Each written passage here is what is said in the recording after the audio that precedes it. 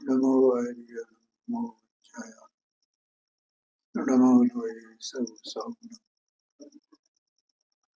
सर्वव्यापे कुचिन्द्रोपम स्वरूपाय परात्मने सोपलब्धे प्रसिद्धाय ज्ञानात्मने नमः। प्रवचन सार जी गंधराज में ज्ञेय तत्व प्रज्ञापन महाधिकार और इसका ज्ञान ज्ञेय विभाग अधिकार इस स्वाध्याय में है। इसकी 184 नंबर की गाथा 184 चल रही है ना, 183 84 है और 84 184 ऐसे चलेगी। 184 नंबर की गाथा स्वाध्याय में है। देखो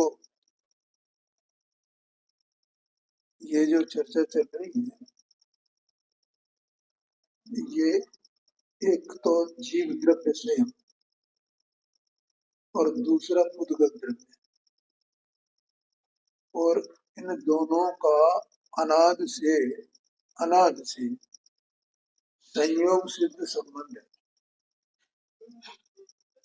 आज तक छूटा नहीं है। और ये संबंध संयोग सिद्ध संबंध कहा जाता है और इसमें निमित्त निमित्तिक भाव भी है, माने कारण कार्यपना, बाहरी कारण कार्यपना, अंतरंग नहीं, बाहरी कारण कार्यपना है। द्रव्य प्राण है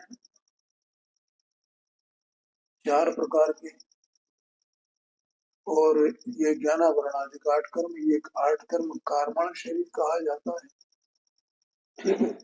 और ये जो शरीर है ये द्रव्य प्राण रूप से कहा जाता है औदारिक शरीर या वैक्रियक शरीर, जो भी शरीर मैंने जीव को अनाद से मिलता है इसको और इनके निमित्त निमित्त संबंध। तो यहाँ इनसे इन भौतिक शरीरों से जीव का जो अन्यपना है, भिन्नपना है, वो जीव की दृष्टि में आए बिना, उसे जाने बिना, उसका ज्ञान किए बिना ये जीव इस संसार के दुख से मुक्त नहीं हो सकता है। ये बात है, बहुत कठिन बात है। तो इसलिए यहाँ पर इन दोनों की भिन्नता, एक का दूसरे में अभाव, स्वपर के विभाग, ऐसा इसमें आया था ना, स्वपर का विभाग, उसका ज्ञान जिसको है वही मोक्ष मार्गी हो सकता है, और जिसको इसका विभाग का ज्ञान नहीं है तो उसे मोक्ष मार्ग नहीं हो सकता है, माने वो संसार से नहीं छूट सकता। इसके बिना तो माने जो मोक्ष का उपाय अपन कहते हैं ना, मोक्ष का उपाय, वो मोक्ष का उपाय तो वर्तमान में भी किया जा सकता है कि नहीं साहब, अभी मोक्ष नहीं है तो अब हमें मोक्ष का उपाय करने से फायदा क्या है, बोलो। कोई ये सोच है कि अभी तो मोक्ष तो है नहीं, तो मोक्ष का उपाय करने से फायदा क्या है? तो भैया देखो ये इसमें 6 ढाला में कहा है और 6 ढाला की जितनी गाथाएं है ना, जितनी मैं स्वाध्याय करता हूँ ना, तो वो एक एक गाथा वास्तव में वो एक एक उसका छंद, वो जो ये आचार्यों के लिखे गए जो ग्रंथ हैं उनकी जो गाथाएं हैं, उन गाथाओं के अनुवाद हैं वे, और कुछ नहीं है, पद्यानुवाद। वो तो उनके दौलत राम जी साहब को ऐसा भाव आया, उनका इसका मतलब उनको इतना अभ्यास होगा ना, पहले इतने शास्त्रों का अभ्यास किया होगा इतना अभ्यास होगा उनको। और उनके पास वो कला थी पद्यानुवाद की, तो उन्होंने गाथाओं से सीधे सीधे वो पद्यानुवाद करके और उनको फिरो करके और छड़ा छड़ा बना कि कहाँ कौन सा भाव आएगा, इसमें कौन सी बात आएगी। तो वो अष्टपावड़ है, उसमें बहुत गाथाएं ऐसी हैं, ऐसे प्रवचन सारथी में ऐसी गाथाएं हैं। और भी मैं अभी कौन सा ग्रंथ देख रहा था, हाँ परमात्मा का, उसमें भी ऐसी गाथाएं हैं जिनके अनुवाद उसमें पद्यानुवाद दिए ऐसे हैं। तो उसमें लिखा है ना, मोक्ष महल की प्रथम सीढ़ी यागन ज्ञान चरित्र, माने सम्यक दर्शन पहली सीढ़ी है। ठीक है, अब पहली सीढ़ी बताई तो हम ये कहें कि भैया अभी अब पहली सीढ़ी हम करेंगे क्या, इसलिए हम संसार को ही भोग लेना। तो अगर तुम अगर संसार में पड़े रहोगे और भोगते रहोगे तो फिर वो तो फिर अनंत संसार में चले गए तुम, अगर तुम्हारा ऐसा अभिप्राय है। फिर कब दोबारा मौका आने वाला है यहाँ का, एक बात। दूसरी बात, उसी ढाल में ये बात भी लिखी है, प्रथम नरक बिन सटभु ज्योतिष बान भवन सन नारी, धावर विप्लत्र पशु में नहीं उपजत सम्यक धारी। ये इनमें नहीं उपजेगा और वो संगी पंचेंद्री बनेगा, नियम है वो उसका। देखो, नहीं तो वो सम्यक दर्शन जो प्राप्त किया वो काम कैसे रहेगा अगर ये दो इंद्री तीन इंद्री बन जाए तो ऐसा परस्पर निमित्त निमित्त भाव के इधर सम्यक दर्शन हुआ तो बेपर्याय मिलेंगी, और बेपर्याय मिलेंगी तो सम्यक कायम रहेगा, और सम्यक काम रहेगा तो फिर दोबारा मौका मिल सकता है उसे इस मनुष्य पर्याय में आकर के और फिर उसकी पूर्णता करने। ये बात है। इसलिए अगर हमने वो प्रयास किया, भले ही उसके बाद अभी हमारा संसार शेष है, दो चार भव, छह भव, 10 भव शेष हो, लेकिन सम्यक दर्शन प्राप्त करने योग्य ध्यान में। अब तीसरी बात कि जीव सम्यक दर्शन, सम्यक ज्ञान, सम्यक चारित्र्य, मोक्ष मार्ग या मोक्ष, वास्तव में उसका प्रयोजन क्या है, मोक्ष का प्रयोजन क्या है। तो मोक्ष का प्रयोजन तो परिपूर्ण सुखी होना है। तो मोक्ष नहीं हो, मान लो परिपूर्ण सुखी नहीं हो, अभी कोई बात नहीं है, लेकिन अभी जितना अपने से संभाला जाए उतने काल तक ये आंशिक रूप से तो सुखी रह सकता है ना।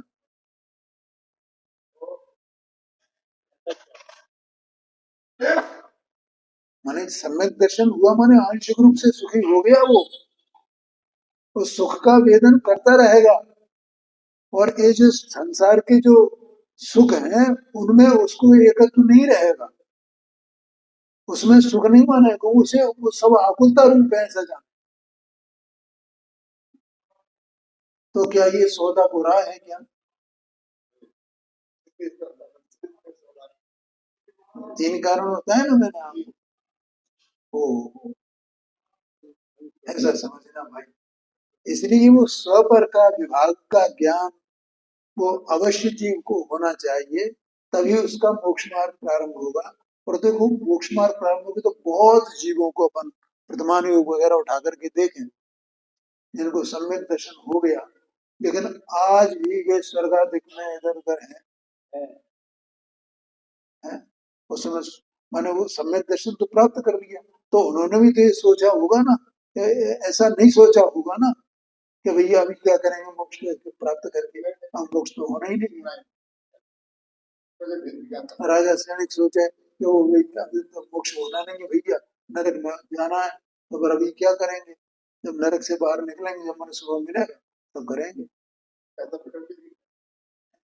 या सीता जी का जी, पांडवों का जी, पांडवों के ये 2 पांडव जो है तो भैया ये तो नहीं हो पाएगा, क्या करें।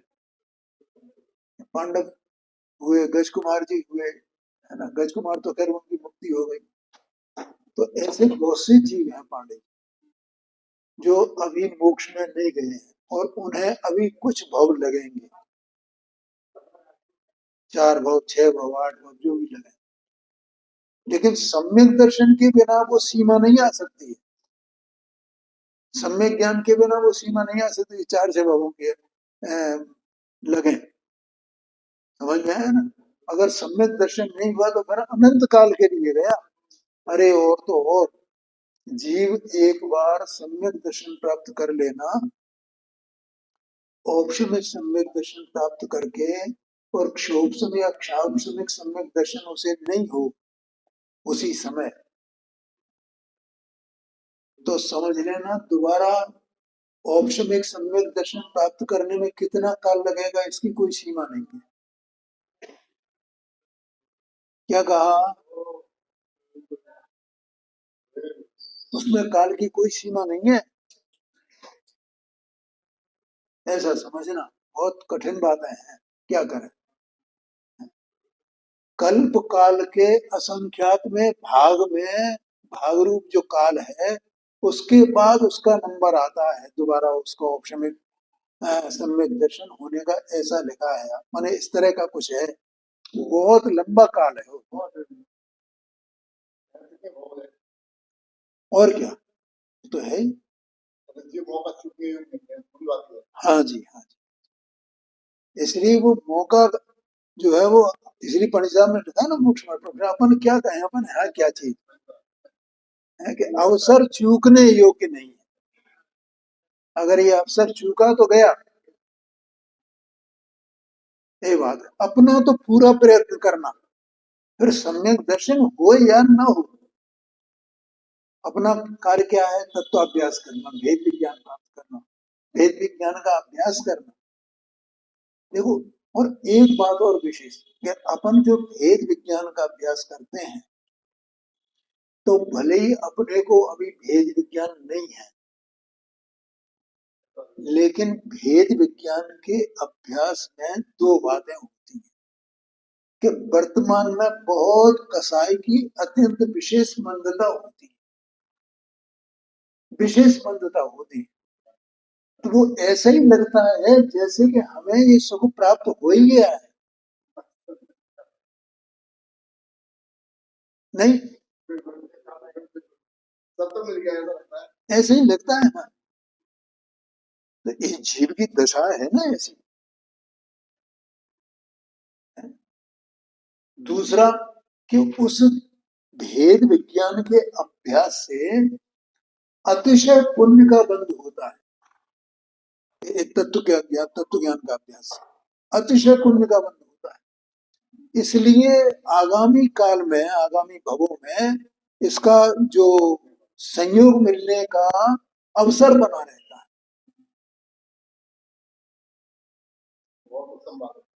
ठीक है। और तीसरा ये कि ये जो भेद विज्ञान करता है, तो उसका संस्कार पड़ता है ज्ञान में। तो वो ज्ञान माने बाहर से अनुकूलता और अंदर से वो संस्कार, ये दोनों काम करेंगे तो अपने को अगले भव में सम्यक दर्शन प्राप्त होगा। हाँ जी, हाँ, हाँ जी, हाँ, हाँ जी, हाँ जी, वो देशनालंदी है। इस तत्व को पकड़ना ही देशनालंदी है। हाँ, ऐसा ही अभी सम्यक दर्शन नहीं हुआ, ऐसा आज ऐसा उसमें लगना कि हाँ ऐसा ही है, ऐसा ही है, ऐसा ही है। इसका नाम देशनालब्धि है पांडित। केवल शास्त्रों को पढ़ लेना और उसमें पंडिताई कर लेना, इसमें देशनालब्धि नहीं हुई है, ऐसा कहते हैं। देखो अब आगे इसमें जो अपन चर्चा चल रही है कि स्वपर का विभाग जो है वो इस जीव को आ, उसमें कारण हो सकता है सम्यक दर्शन में। ठीक है। तो ये जो जीव है, ये परद्रव्य में प्रवृत्ति करता है, ऐसा कहा गया ना। और वो द्रव्य बंध का हेतु है, वो परद्रव्य में प्रवृत्ति उसी को विशिष्ट परिणाम कहा गया। और जो परद्रव्य में प्रवृत्ति नहीं है, स्वद्रव्य में प्रवृत्ति है, उसको अविशिष्ट यानी सामान्य, उसमें कुछ विशेषता नहीं हुई है। समझ में आया? क्योंकि जो द्रव्य का स्वभाव, उस स्वभाव रूप ही वे सारे गुण, और उस स्वभाव रूप ही उसका परिणाम। और वो परिणाम जो होता है वो स्वद्रव्य के भीतर ही होता है, द्रव्य रूप ही है वो सब। तो उसमें क्या विशेषता हुई, इसलिए उसको अविशिष्ट परिणाम कहा है। और जो परद्रव्य में प्रवृत्ति है वो राग द्वेष रूप है, इसलिए वो विशिष्ट परिणाम है। और इसमें जो अनेक अनेक प्रकार की ज्ञानाकार बुद्धि में है, ज्ञान का आकार बनना है, उसमें प्रवृत्ति कर रहा है, राग अनुभूति को बैठा हुआ है। तो अभी शाम को चल रहा है ये ज्ञान ज्ञेय का काम, बात। हाँ, नाटक समय साल में ये उसका क्या है, गड़बड़ नहीं है ये। हाँ, दो बातें हैं। पहली बात तो अपने ज्ञान स्वरूप ज्ञेयाकार स्वरूप को नहीं समझा है। दूसरी बात पर की रुचि पड़ी हुई है। यार में गड़बड़ी कुछ नहीं है, इसको परद्रव्य की रुचि पड़ी हुई है। अरे अभी मैं मंदिर से, घर से मंदिर आ रहा था, तो जिनसे हमारा कोई लेना देना नहीं है, जिन माने जीव वस्तुओं से, जीव सचेतन वस्तुओं से, अचेतन वस्तुओं से, उन्हें हम जो है वो उनमें राग द्वेष कर रहे हैं बिना बात के। कोई लेना देना नहीं है, हम अपनी कल्पनाओं में ही उनसे राग द्वेष कर रहे हैं। फिर यहाँ उपस्थित नहीं हो, हाजिर नहीं हो, तो जिनसे हमारा कोई, हमारे परिवार के नहीं, उनसे हमारा कोई मतलब संवाद तक नहीं हुआ है, कोई बोलचाल नहीं हुई, कोई आमना सामना नहीं हुआ, उन पदार्थों के प्रति हमारा वो राग द्वेष के परिणाम चलते रहते हैं। बोलो पांडे जी, बहुत गंभीर बात है। इसका मतलब क्या हुआ कि इस जीव को परद्रव्य की रुचि पड़ी हुई है बस, इसलिए तो वो राग द्वेष करता है। स्वद्रव्य की रुचि हो तो क्यों राग द्वेष करे? इसलिए कोई गड़बड़ी है, वो गे में ज्ञान, ज्ञान में गे बनते हैं और वे इसलिए ऐसा होता है, ये सब झूठी बात है। ज्ञान, आपको क्या पता क्या ज्ञान में गे बन रहे हैं, ज्ञान गे आकार हो रहा है, आपको क्या पता?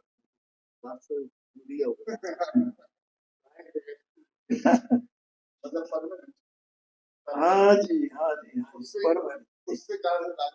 ये बात है।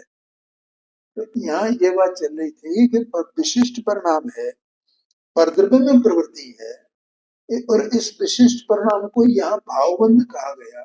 और ये भावबंध रूप परिणमित ये आत्मा, ये द्रव्य बंध का हेतु है, ये बात है। ठीक है, तो अब यहाँ ये प्रश्न है, ये प्रश्न आया है, देखो 184 नंबर की गाथा, कि अब ये निरूपण कर देंगे आत्मा का कर्म क्या है।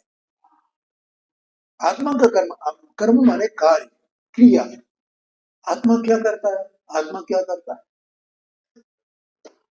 तो उसको यहाँ बता रहे हैं। माने कार्य, आत्मा का करने योग्य कार्य क्या है, क्या करता है वास्तव में। ये द्रव्य बंध का हेतु तो कब कहा जाता है, जब ये मोह राग द्वेष से हेतु हो। लेकिन मोह राग द्वेष तो अन्य है ना, द्वितीय है ना इसका, आत्मा तो है नहीं, वो तो अनात्म तत्व है। तो फिर आत्मा का कार्य क्या है, ये कह रहे हैं, ऐसा समझना। हाँ जी, ठीक है, देखो प्रथम तो आत्मा वास्तव में स्वभाव को करता है। क्या कहा, आत्मा वास्तव में स्व, स्व माने निज, या स्व और भाव दोनों को तो अलग अलग किया गया है ना। स्वभाव एक, एक तो शब्द है स्वभाव, और एक यहाँ पे लिया स्वभाव, अलग अलग करके है जी। हाँ, अलग अलग, स्व माने निज, भाव माने अपना स्वरूप।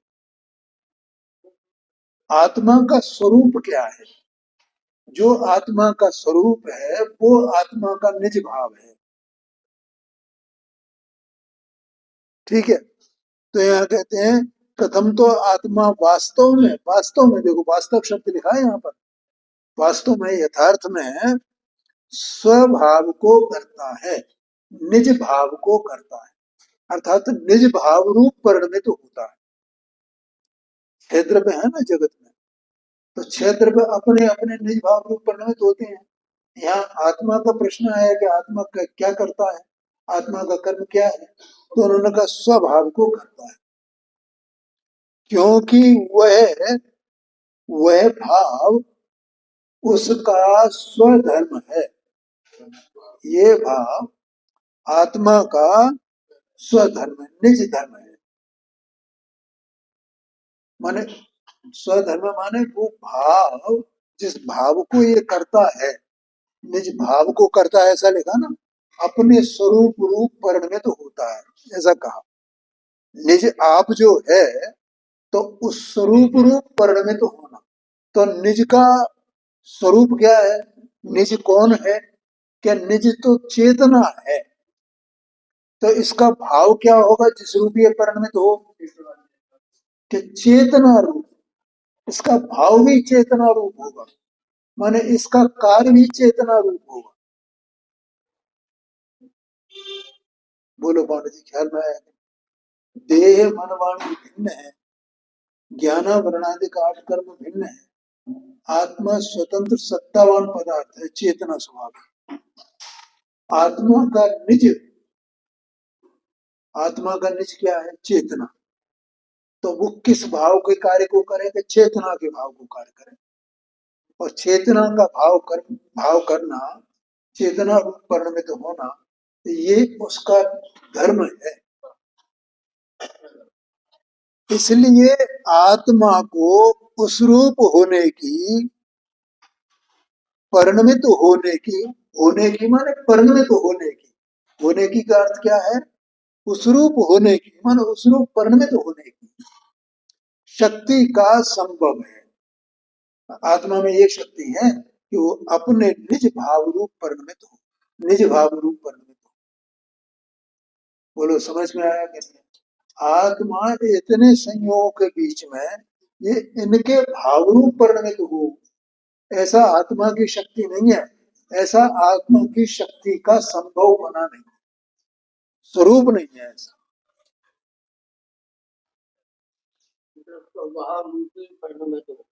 है जी। हाँ, निज भाव रूप ही परिणमित होता है, हो ही रहा है ये आत्मा। क्या कहा? ये आत्मा अभी निज भाव रूप परिणमित हो रहा है, निज स्वरूप रूप परिणमित हो रहा है कि नहीं? हो रहा है। अब इसको खुद ही खबर नहीं है, ये अलग बात है।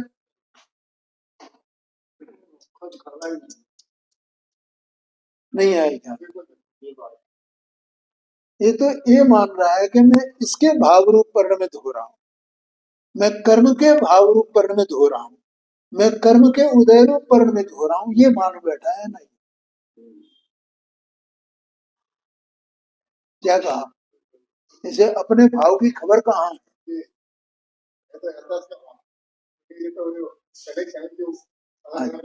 इसका जो पुद्गल का भाव है, तो उस पुद्गल के भाव रूप तो पुद्गल परिणमय है, और आत्मा अपने भाव रूप परिणमय। तो इस आत्मा को न तो पुद्गल के भाव की खबर है वास्तव में, और न अपने भाव की खबर है।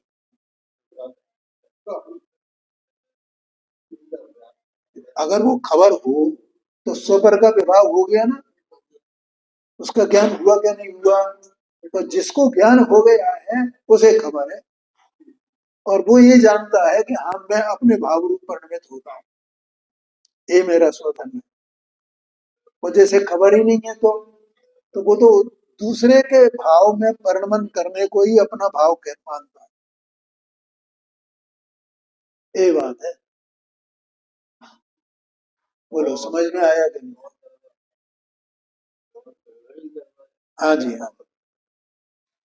क्या कहते हैं देखो, तो इसलिए आत्मा को उस रूप होने की शक्ति का संभव है। अतः वह भाव अवश्यमेव आत्मा का कार्य है। प्रश्न था ना कि आत्मा का क्या कार्य है, आत्मा का कर्म क्या है। कर्म माने कार्य।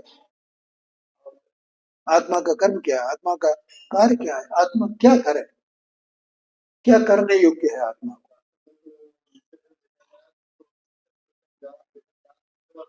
अभी चल रहा है यहाँ भाई, अभी है, इसका विश्वास करो। लेकिन आज तक मैंने देखा ही नहीं है। जो अचेतन का भाव है, मैंने उसी को अपना माना है। ये मोह राग द्वेष क्या है, ये द्वितीय है ना, माने अचेतन के भाव है, ये चेतन के भाव नहीं है, आत्मा के निज भाव नहीं है। आत्मा इन भावों को करने वाला ही नहीं है, आत्मा तो अपने चेतन भाव को करता है, अभी कर रहा है। अगर चेतन के भाव हो रहे हैं कि नहीं हो रहे, माने अपन आगम के अनुसार, अनुमान के अनुसार ये जान सकते हैं कि नहीं जान सकते। जानना देखना नहीं हो रहा है इसमें। वो किसका भाव है, चेतन का भाव। अब वो जानने देखने का जो भाव है, वो स्वयं ये नहीं जान रहा है कि मैं, मेरा कार्य क्या है, मेरा कार्य, मैं कौन हूँ। पहला, मैं कौन हूँ, क्या मेरी सत्ता है, क्या मेरा भाव है, और किस भाव का कार्य में मेरे द्वारा किया जाता है वास्तव में। ये तो उसको पर को पर का लक्ष्य छोड़ करके स्वभाव सन्मुख हो, तब पता चलेगा ना कि मेरा भाव क्या है। स्वभाव सन्मुख हुआ नहीं है, उसे पता नहीं चलता है। बोलो ख्याल में आया नहीं? तो अतः वह भाव अवश्य में आत्मा का कार्य है। इस प्रकार आत्मा उसे, उस भाव को, उस परिणाम को, उस परिणमन को स्वतंत्रतया करता हुआ उसका कर्ता अवश्य है। उसका, उसको कर्ता स्वतंत्रतया, स्वतंत्रतया माने ये आत्मा को अपना कार्य माने जानने देखने का कार्य करने में, चेतना भाव रूप परिणमन करने में किसकी अपेक्षा है? देह मनवाणी की है, इंद्रियों की है, कर्म की है, कर्म के उदय की है, ज्ञेयों की है, देवशास गुरु की है, किसकी अपेक्षा है? अरे स्वभाव में किसकी अपेक्षा है भाई? स्वभाव में तो किसी की अपेक्षा है नहीं। तो आत्मा का जो निज है, जो निज सत्ता है, जो स्वरूप है, वो तो चेतनामयी है ना। तो चेतनामयी है तो वो चेतना ही रूप परिणमेगा ना।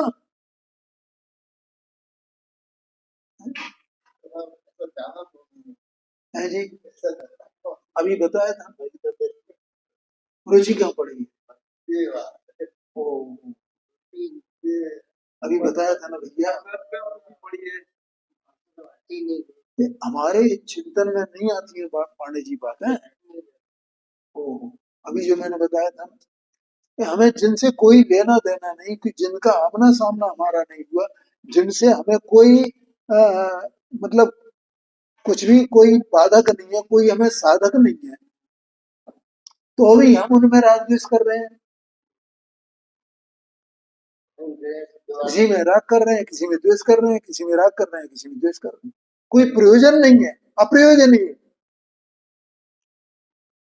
लिखा है पंडित जी साहब ने मोक्ष में प्रकाशक में, ये तो मुझे अभी ध्यान में मंदिर आ रहा था।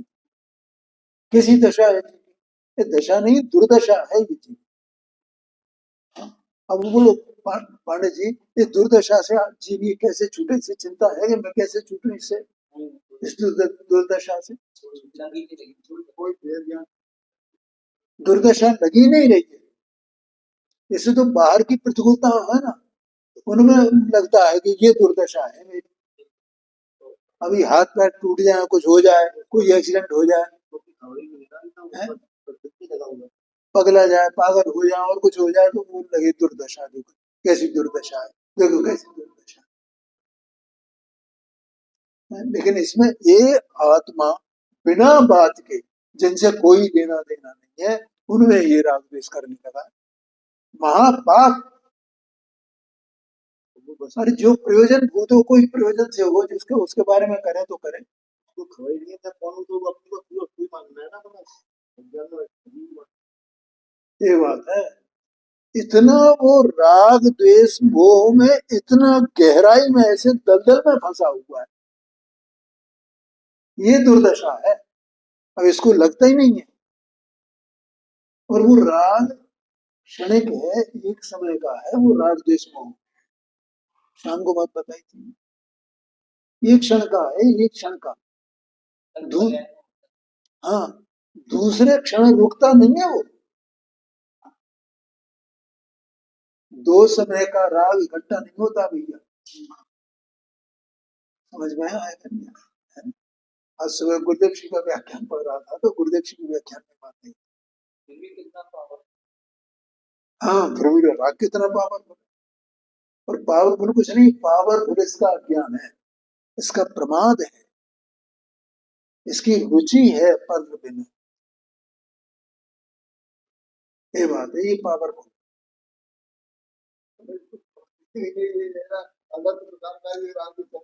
हाँ जी, तो यहाँ कहते थे वो वह आत्मा उसे स्वतंत्रतया करता हुआ उसका करता अवश्य है, क्योंकि ये स्वतंत्रतया करता है अपने भाव को, किसी की आवश्यकता नहीं, किसी की अपेक्षा नहीं है, ये अपने में पूरा है अपना कार्य करने के लिए भाई। तो एक वो भजन है ना, काई बात अधूरा, ये जीव, ये चेतन वस्तु काई बात अधूरा, कौन सी बात ऐसी है जिससे अधूरा हो, कमजोर होए, अपूर्ण होए। और छह द्रव्य है ना, सब सब एक एक द्रव्य की पूर्णता कायम है उसके द्रव्य गुण पर्याय पने में, और इसके अलावा और कुछ चाहिए? मुझे बताओ, इसको कोई चैलेंज करे तो मुझे बताओ कि हम चैलेंज करते हैं साहब। द्रव्य अपने द्रव्य गुण पर्याय पने में ही पूर्ण है वो, उसे किसी बाहर की आवश्यकता ही नहीं है। बताओ भैया, वो किस अधूरा कहाँ है वो, है? अपन देखो, लोक में अपन क्या करते हैं, ये काम करना है, ये धंधा करना है, ये फलाना करना है, ये करना है, नहीं, पूजा करनी है, हमें स्वाध्याय करना है, ये करना है, वो करना है, ये करना ही करना तो करते हैं ना अपन। और क्या करना है, करना और भोगना, करना और भोगना, करना और भोगना। लेकिन ये तो सब परद्रव्य की बातें हैं, इनमें क्या है? ये अपने को करे और अपने को भोगे, तो अपने को कर रहा है कि नहीं कर रहा है? ये कर रहा है ये, लेकिन इसकी दृष्टि नहीं है। जब अपने को करेगा तो अपने को ही भोगेगा, अपना अर्थात अपना जो अनंत सुख स्वभाव है उसको भोगेगा ये। नहीं तो ये फिर दूसरा काम कर रहा है, राग आदि को कर रहा है, अज्ञान दशा है इसकी, और राग आदि को भोग रहा है, और वही दलदल में फंसा हुआ है, गहन दलदल में निकल नहीं पा रहा है उसमें से, ऐसा समझना। तो मुझे तो यहाँ कहना है, तो भैया करना धरना सब अपने में ही है, और वो अपने में शक्ति है, और उसी रूप अपन रहे हैं बस। सिद्ध भगवान क्या है, वे कर रहे हैं कि नहीं कर रहे हैं, और भोग रहे हैं कि नहीं भोग रहे हैं, तो अपने भी रह के वे सब कर रहे हैं ना, कर भी रहे हैं और भोग भी रहे हैं। कर रहे हैं माने वे चेतना स्वभाव रूप दर्शन ज्ञान रूप अनंत दर्शन अनंत ज्ञान स्वरूप से वे परिणमित हो रहे हैं ना, तो कर रहे हैं ना, निठल्ले हैं क्या, और अपने अनंत सुख को भोग रहे हैं ना, कि दुखी हैं? तो यही तो तेरा स्वरूप है, अपने में पूर्णता, स्वतंत्रता। ये अपने, क्या लिखा है यहाँ पे देखो, उसे स्वतंत्रतया करता हुआ उसका कर्ता अवश्य है। समझ में आया? देखो यहाँ रागादिक की बात नहीं हुई है कि उसको करता हुआ, क्योंकि रागादिक में तो कर्म के उदय की अपेक्षा चाहिए। किसी को ऐसा शंका हो ना कि सब रागादिक की बात की आ जाएगी ना, रागादिक नहीं, रागादिक की बात नहीं है, निज भाव ऐसा है, स्वभाव, निज भाव को करता है।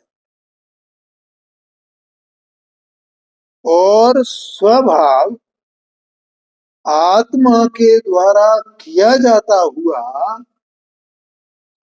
आत्मा के द्वारा प्राप्य होने से अवश्य ही आत्मा का कर्म है।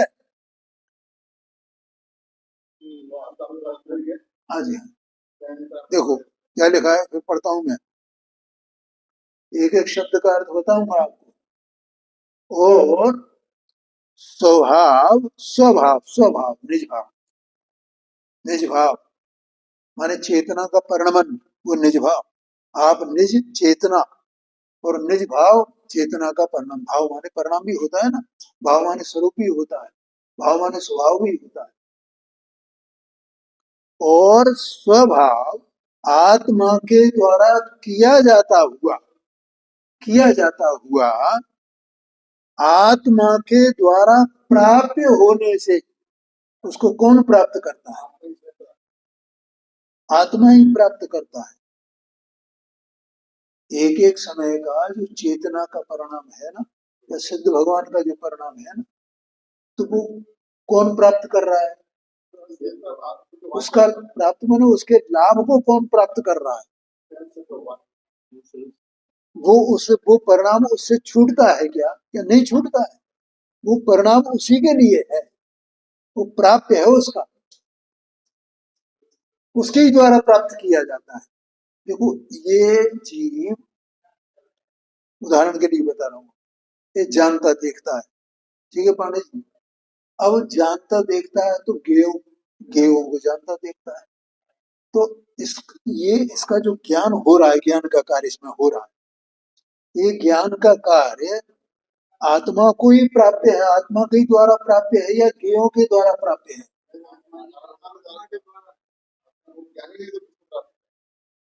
वो वो आत्मा का ज्ञान रूप कार्य, जानने रूप कार्य, वो यद्यपि उसमें गेय जाने जाते हैं, तो भी गेयों के द्वारा वो आत्मा का जानना प्राप्य नहीं है, वो आत्मा का ही प्राप्य है।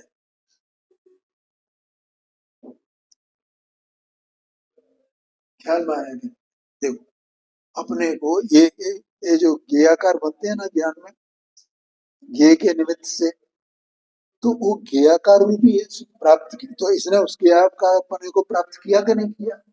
ये किया है ना, तो अपनी पर्याय को प्राप्त कर रहा है, ये ज्ञेयाकार रूप कर्म को कर रहा है, उसका ये करता है, और वो उसका कर्म है, क्योंकि इसने उस कर्म को स्वयं प्राप्त किया है।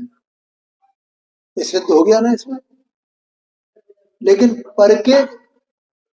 पर को प्राप्त करेगी, पर इसका प्राप्य हो, देह मनवाणी इसका प्राप्य हो, या कर्म इसका प्राप्य हो, उसको प्राप्त कर लेंगे, ऐसा तीन काल में भी संभव नहीं। इसका प्राप्य पर को प्राप्य नहीं है, पर का प्राप्य नहीं है, ठीक है, और पर का प्राप्य इसका प्राप्य नहीं है, ऐसा दोनों में भेद है। यहाँ ऐसा आत्मा के स्वरूप का ज्ञान कराया, आत्मा का कर्म क्या है।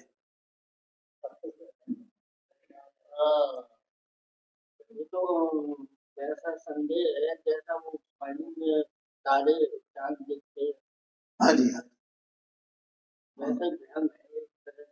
हाँ जी, हाँ जी, हाँ जी, जैसे भ्रम है मानो किस संबंध में, कि मैं गेयों को जानता हूँ, ये भ्रम है। मैं गेयों को, यही तो है, तो रोजाना अपन लेते हैं, मैंने इसको जाना, मैंने इसको जाना, मैंने इसको जाना, ये भ्रम है पांडित, ये भ्रांति है। वास्तव में क्या है कि ज्ञान में ज्ञेयाकार हो रहे हैं, और फिर वास्तव में ज्ञेयाकार नहीं, वो ज्ञान के ज्ञाकार। जैसे पानी में वो झलक रहे हो ना, चंद्रमा झलक रहा है पानी में, तो पानी की अवस्था है, उसमें चंद्रमा है कहाँ? है? तो क्या प्रकरण चल रहा है, अशुद्ध हो गया है क्या, ऐसा चल रहा है ना, वो पानी अशुद्ध हो गया क्या चंद्रमा का? उसमें प्रतिबिंब होने। दर्पण अशुद्ध हो गया क्या उसमें मोर का आकार बना, तो कुछ नहीं हुआ, उसमें अशुद्धता होती नहीं। ऐसे आत्मा ज्ञेयों को जानते हुए उनसे ज्ञा का रूप परिणमित होते हुए अशुद्ध नहीं होता, ये बात है। हाँ जी हाँ, ये ज्ञेय कृत अशुद्धता नहीं है, ये 6 नंबर की गाथा है, उसकी टीका में ये बात है। आत्मा को, ज्ञान को ज्ञेय कृत अशुद्धता नहीं, ऐसा कहा, वहां दीपक का उदाहरण दिया। तो यहाँ कहते हैं देखो, आत्मा के द्वारा किया जाता हुआ, आत्मा के द्वारा प्राप्य होने से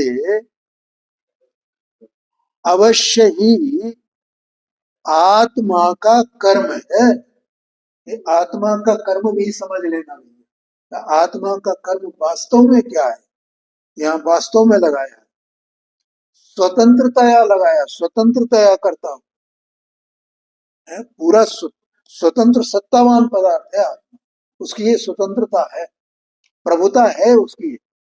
प्रभुत्व गुण में आता है ना, प्रभुत्व शक्ति, अखंडित, अखंडित प्रताप, स्वातंत्र शालित्व लक्षणा, प्रभुत्व शक्ति ऐसी स्वतंत्र है वो अपना कार्य करने के, किसी का आश्रय नहीं है, ऐसा प्रभु है, ऐसा मैं प्रभु हूं।